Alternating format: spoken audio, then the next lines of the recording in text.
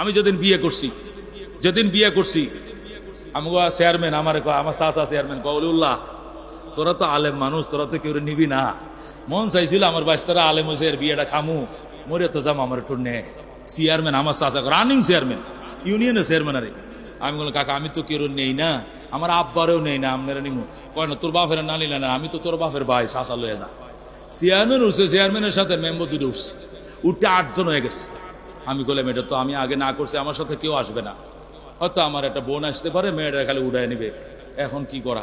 পরে মায়েরা বললাম মা এক সসপেন দাও পোলাও, এক সসপেন আছে না এই যে তাবলিগের যে এই যে পাকায় যে সসপেন গুল আর কি, এক সসপেন লইছি পোলাও, একটা ছোট সসপেনটা বোনা গরু গোস্ত লইছি, এরপরে ডাল লইছি, মানে অন্তত 40 জন মানুষ খাইতে পারে এই পরিমাণ 3টা সসপেন মাইক্রো পিছন দিয়ে লই নিছি।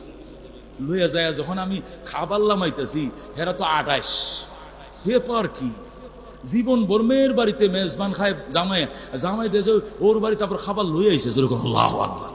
আমি বলছি আম্মা শুনেন, আপনাদের বাড়িতে তো সব কান্নাকাটি, এই বাড়িতে তো আজকে রান্নার কোনো পরিবেশ নাই, কারণ সবাই কান্দে, আপনাদের মেয়েটা আমি নিয়ে যাবো, আপনারা তো কানবেনই, তো এই জন্য এই বাড়িতে তো রান্নার কোনো পরিবেশ নাই, কিছু আত্মীয় স্বজন তো আইসে আপনাদের বাড়িতে, 30-40 জন খাইতে পারবে এই পরিমাণ খাবার নিয়ে আসি, একটু আজরায় রাখিয়া আমগরে হান্ডি পাতিল দিয়া দেন মাইক্রো পিছন যেরকম আল্লাহু আকবার।